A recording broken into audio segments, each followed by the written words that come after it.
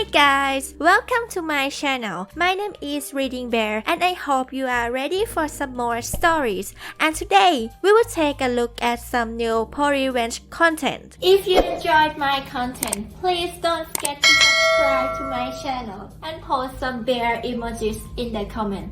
And now, let's dive right into the stories. First one is titled, "It took 12 years, but I got my revenge today." Backstory. 17 years ago, my ex and I purchased my uncle's house. It was in a good neighborhood, well maintained and not too expensive. Our only complaint was our creepy neighbor, we'll call Jimbo. Jimbo hated my kids, for some reason, even though they were small and we were rarely home. Years ago, my uncle planted anise bushes about 3 feet from the fence line, around the backyard, as a noise barrier and for pool privacy.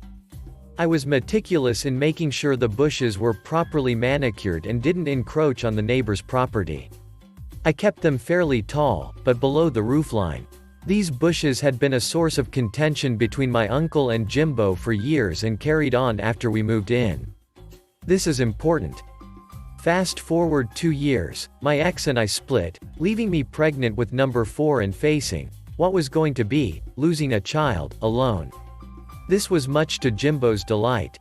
He seemed to take some twisted pleasure in my family's pain.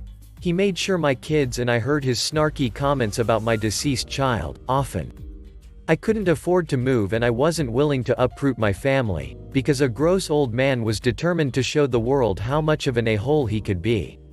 He also continued to harass me about those bushes, but I soldiered on. I came home from work, one afternoon, to find my anise bushes destroyed on Jimbo's side and all the way across the back. They had been cut from about 8 feet, down to about 3.5 foot, limbless stumps. Most of them completely destroyed. It was very cold that day, causing many of them to shock and die. The rear neighbor said that Jimbo accessed our backyard and chopped them all down, before she was able to stop him. The police issued a trespass citation from my property, but said the bushes were a civil matter. So I took Jimbo to court. To replace the bushes that were close to their former glory, would have totaled about $8,000. Lawyers' fees, court costs, etc., came to $12,000. But old Jimbo refused to pay, so I put a lien on his house. I have since remarried and moved to a different town. I put my house up for sale, but the market was crap, so it was listed for more than 6 months, before I got a bite. I really didn't want to sell to an investor, because I loved my neighbors, except for you-know-who. But desperation took hold and my house became a Section 8 rental. And a very busy one, at that. The other neighbors moved away, leaving Jimbo and his misery to deal with the slumlord and his nutty tenants. I got a call, 2 weeks ago, from a lawyer, working for a title company, asking me to accept an offer to clear the lien on Jimbo's house, so he can sell it and move away from the drug-infested neighborhood. I contacted my attorney and found out that the lien had been refiled a couple of years ago. To keep it active and with interest and penalties, Jimbo owed greater than $16,000. Decided that I wasn't going to settle for the $1,800 they offered and he could pay what he owed or deal with it. He threatened to sue, but we all know how that was going to go. So today, I picked up a check for $16,754.23 and signed a lien satisfaction document. It took a little more than 12 years, but the revenge on the evil Jimbo has been exacted and it feels so good. Next one is titled, "Ex cheats on me but karma pays in kind with interest." This was a long time ago, so some of the details are not entirely accurate, but I will give a best as I remember it. When I was in my 20s, I was hanging around a group that we now no longer keep in contact with. It tends to happen. People just drift apart. It was in this one of my friends had another friend how thought would be good for me, we shall call her Trish. Trish began to talk and soon found a lot of things in common. I didn't take long, but we soon became a couple. I should state Trish and I lived in 2 different towns and was a hour trip one way just to get there, so there was a lot of texts and calls. I even spoke to her parents once, more on that later. We even met up when we were in each other's towns to talk and hang out. Well, about a month into the relationship I get a call from her and said quiet, sad and guilty.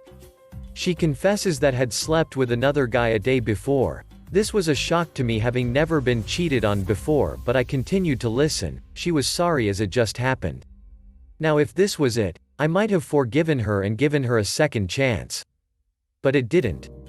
It soon turned from, "I'm sorry I cheated on you," to, "Well, you made me do it," somehow turning her sleeping with another guy being my fault because I wasn't around. It was a long-distance relationship, of course I wasn't around. She was justifying her cheating by this and how this new guy made her happy. I wasn't going to take it, told it was over and hanged up, deleting her number. What happened next I could never plan, but boy, karma is a nasty piece when she wants to be. So Trish and this guy decided to get this place together, and well, that night of passion love, well, it had a result. Yep, she got pregnant. The guy then skipped town, leaving her, pregnant and alone, in a place she could not afford. Due to this she had to move in with her parents, her very, very religious parents. Remember that one call I had with them? After I said hi they responded with, "What religion to believe in?" As sharp and direct as anything. When I responded with my religion, Lutheran for anyone was wondering. There was a pause and then, "You will do fine," and left like that. So when she came back to them, Trish in a leap of logic tells them about the cheating, pregnancy, the baby daddy. How did they respond learning that their first grandchild was not only to be born out of wedlock but also by sin, the cheating? Like any other religious nutjob does, they were beyond pissed. Through the entire pregnancy they made Trish's life hell, I can't remember what. Now how did I know this? This is where karma was beautiful in her justice. Trish told me. That's right, a year after we broke up, Trish decided to call me, told me everything. Why? My guess is for two reasons, one to gain sympathy points, and two to get me to take her back. Nope. I quick shut that down and ended the call. Next one is titled, Manager Tries to Look Good for Boss and It Costs Him His Job and Reputation. I was working as a blackjack crap stealer at a casino and had a floor manager that hated me. The feeling was very mutual. One day I was secret shopped. The reviewer gave me a 100% with some really nice personalized comments on it. Upper management was so impressed with what the reviewer wrote that the head of table games came down from on high to give me a couple $50 cash gift cards. Which they never do, they only give you $5 buffet coupons or some bullshit where they don't have to spend money.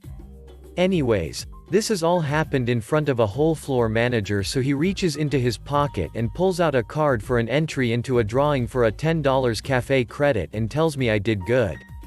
Ducker used my 15 seconds of fame to make himself look good and a team player. Big mistake. I handed it back to him and said, "No thanks, I know you don't mean it." Head of table games promptly hauls my butt upstairs and asks what I meant. I didn't really need the job, so I proceeded to lay out for him all of the harassment, sexual harassment, HR investigation, and every single instance of this man being a total jackass just trying to make everybody's job harder and to make himself look good or smarter. I backed up every single one of them with evidence. I had paper trails, written statements from witnesses, HR filings, and they could pull video as well. Up to this point HR didn't want to do anything since I was replaceable, but his wife was a very good pit boss. If they fired him she would quit. So they would slap him on the wrist and tell me, "Because of privacy we cannot tell you the resolution, but we consider the matter closed." Department head suspended his butt 2 hours later. Casino was shuttered during lockdown while he was suspended and he was not invited back when they reopened. I was. His name is trash in the industry. Last I heard he is working at a shit gas station casino. Next one is titled, Sell Me a Stolen Phone and Then Ghost Me? Game on. This happened a few years ago, around 2008 I think, but still brings a smile to my face when I think of it. This happened in Sydney, Australia, and in Perth, Western Australia. I needed a new mobile phone as the POS Apple I had was, well, a POS. I didn't see the point in paying megabuck dollar for a new phone, so I started looking on eBay, Gumtree, etc. I was after, I think, a Nokia N95 at the time. Okay, not great, but I liked them. I found one, spoke to the seller, he sent me photos of the phone, it was in extremely good condition, and he only wanted $250 for it, which, in hindsight, should have set alarm bells off. These were retailing for something like $900 at the time, so we did the deal. I transferred the money and had him ship it to the university I worked at, for security, as we'd had mail stolen at home. When I got the phone, from Perth, Western Australia, about 3,200 kilolumens from me, I put it on charge for a few hours. I had an appropriate charger as it didn't come with one, and then tried to turn it on. It was pin locked. I had his number, so I called to get the pin. He answered and said something about, yeah, I locked it so if it was stolen it was useless, and that he would get the pin to me as soon as he got home. That was the last I ever heard from him. Here kicks in the pro revenge. Being in IT for the last 30 years, at least, a former lawyer, and extremely pissed off, both at him and my own stupidity, I pulled the battery out of the phone to see if there was a serial number I could use. Now, in Australia, we only have 3 telcos and most of them lock phones to their network until your contract is up unless you pay full retail for them. So when I pulled the battery out I found it was not only locked to Telco V, but there was a sticker under the battery with a number on it, which looked strangely like a service tag. When telco shops take a phone in for repair, they usually put a sticker on the phone with the job hash on it for tracking. After checking the area he came from, I found that there were only 3 Telco V retailers in the vicinity. I started calling them, quoting the number and asking if it was one of theirs. I hit pay dirt at number 2. I explained the story to a very helpful and not a little pissed off lady, and she confirmed that they had done a repair on the phone, but that the owner had come in a few days ago saying that the phone had been stolen and asking her to arrange to block the IEMI number on Telco V's network. She wouldn't pass on details, but would have the owner get in contact with me.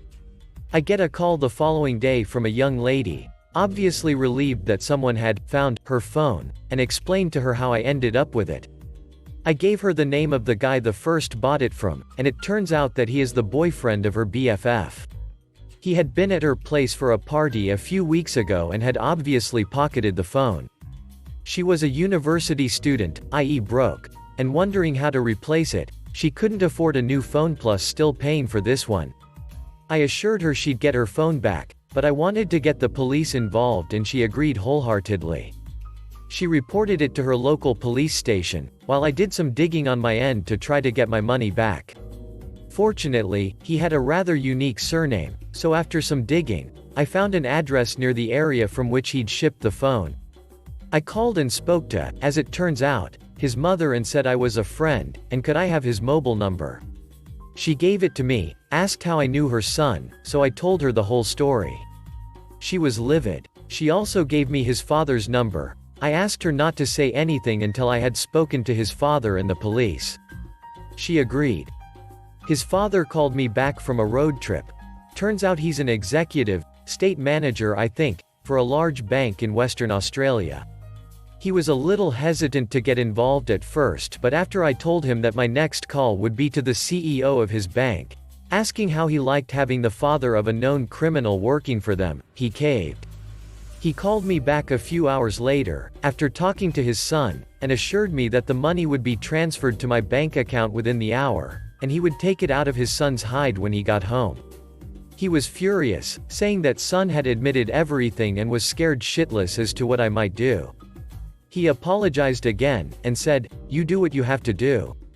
I spoke to the police that the owner had reported the theft to, giving them all the details. We agreed that I wouldn't send the phone back to her, but to the police so they could confront him, and they assured me the phone would be returned to her as soon as the investigation was completed. I sent it off registered post and promptly forgot about it. The money was back in my account when I got off the phone to them. I received a call from the owner profusely thanking me a few weeks later, saying she had the phone back, BFF had broken up with her boyfriend and even gave evidence against him in court. He was given 6 months suspended sentence and ordered to reimburse all parties, $250 to his father, cost of a replacement phone to the owner and a few other minor things. Owner's BFF then proceeded to tell all of their mutual friends what had happened, and last I heard he had been kicked out of university, and home. And was working in some fast food place, think McDonald's but way lower class. Justice was served, very cold and with extreme prejudice. Last one is titled, Kid Gets Revenge on Toxic Mom with Socks? So my mom is a very toxic person, the type who blames everyone else for her misfortunes instead of owning up to her mistakes and trying to grow as a person.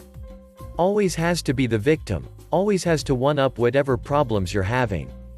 It was tough to grow up with and still a pain to deal with. I'm 28, female. Mom used to be really particular about her socks. Every pair was unique, and she was far too snobby to wear mismatched socks. I know, lame, right? I used to wear mismatched socks just to irritate her, but that's not actually what this story is about. She's also an alcoholic, so she'd often drink too much and forget, lose things. One day when I was 12 or so, my mom got sloshed and started telling me that her life would have been better if she had aborted me. Yes, I see a therapist, and I highly recommend therapy to everyone. I was very upset, but I was a 12-year-old girl who hadn't developed a backbone yet, so I didn't have the guts to tell her off. But I just had to do something, I didn't exactly ask to be born. Cue petty revenge. Every night when she'd get tanked, I'd steal one sock from each pair and stuff it behind the dryer. After a week or two of this, Mom no longer had any matching socks. She exploded and asked if I were wearing her socks, and I innocently told her that no, I was not wearing her socks and that maybe she lost them after a few drinks. Mom was displeased. Eventually she found her stupid socks and remained suspicious of me, but she couldn't prove that they hadn't just fallen there. Thanks for listening.